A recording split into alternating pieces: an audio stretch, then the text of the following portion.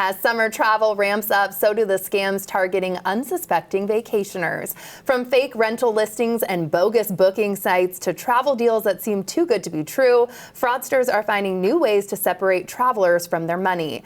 Herb Weisbaum, contributing editor at Consumers Checkbook, is back with the latest. Hello. Hello. Good to see you again. So good to see you. I'm about to go to Paris. I'm nervous, but you're going to help me. We're starting with vacation rentals. Yes. A lot of people prefer these to hotels, but an investigation found big problems with fake listings and more. Tell me. Yeah, this is a big investigation by Checkbook, and we found a lot of people with a lot of problems. Fake listings are a real big one.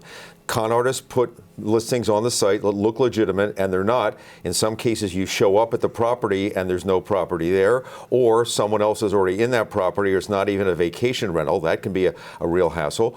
Or they cancel the reservation and keep the deposit and say they won't give it back to you. So while a lot of people like this approach, it can be risky in some cases. Oh my gosh. And then booking with a big site is supposed to help alleviate some of the stress of feeling like you might be scammed. Right. But that's not always the case. The operative order is supposed to be. They talk about the guarantees and the Right. risk-free experience. What we found from talking to victims is that in many cases, VRBO, and Booking.com will not give you the deposit back if there's a fake listing or if it was canceled. What they'll do is they'll tell you to go to your credit card company. So we talked to a victim, $7,000 she paid for this house she was renting. It was a fake listing.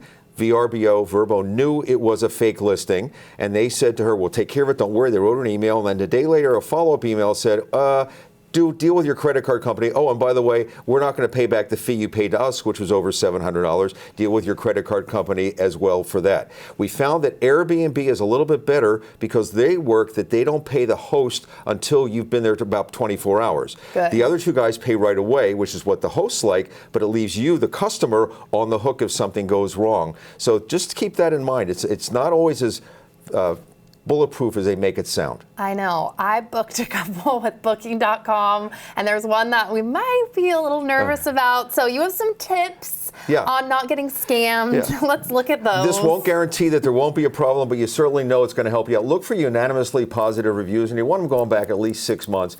Pay attention to any kind of review that says there was a problem or a scam or didn't return the deposit.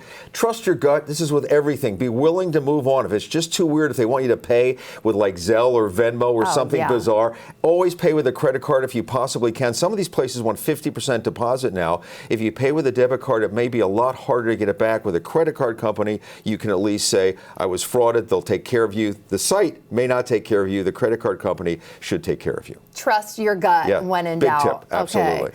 Let's talk about hotels. You recently warned consumers about a costly fee, and you have a story. Sure. These are no smoking fees for smoking in the no smoking room. And what happens is they put sensors in the room that alert them that somebody has smoked or vaped in the room. Okay. The problem is we're hearing complaints from people who say, I wasn't smoking or vaping in the room, and they charge me. So this is a couple that we talked to in my story. This is Darius and Amanda Turner. They're from Louisiana. They went to Las Vegas for their honeymoon, stayed in a room, and they found out when they were checking out that there was a bill for $650 on their folio for smoking in the room. But they don't smoke or vape or anything. And you see the charge right there? Yes. It's $500. It says smoking fee, for on the bill there. And that was $566.90 is what it was. That's the right price.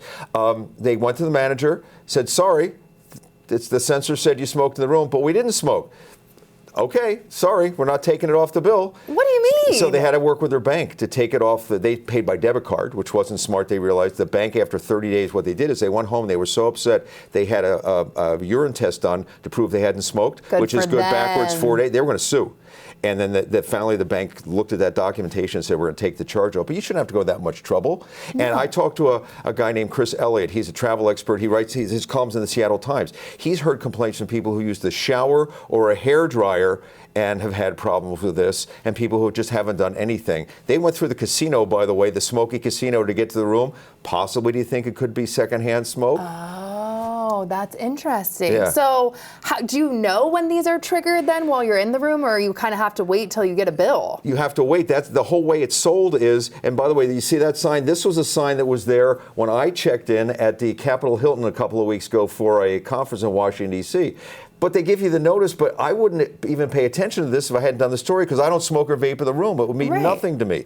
But the hotels and the censor people say it's 100% accurate. They've got algorithms. It doesn't make mistakes. But clearly, everything makes mistakes. So when I checked out of that hotel, they said, "Do you want me to just email you the folio?" No, I want to see it. Exactly. I want to see it before I go, because if there was a charge on there, I wanted to deal with it right then and there. And that's one of the big tips. Ask to see the bill. They don't come and tell you. They don't let you know when the alarm goes off, because this is sold to them as a way to charge the customer who violates the rules without having to interfere with them and violate their privacy. Yeah, it seems like a revenue enhancer for certain situations. Definitely. I say definitely pay with a credit card, because it's easier to kind of be able to dispute that charge.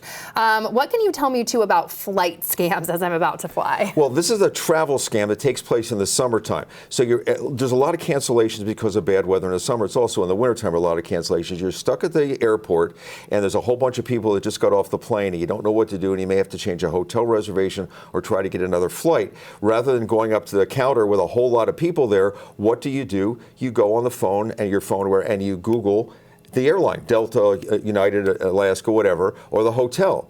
The scammers are buying ads on the search engine sites. So you'll see the top ad will say whatever hotel or airline you're looking for, and you call and they answer the phone, United Airlines, Alaska Airlines. "Oh, sure, we can rebook your flight, Mr. Weisbaum. All we need to do is give us your credit card number, and we'll get you on the next flight, and we'll make any difference in the flight."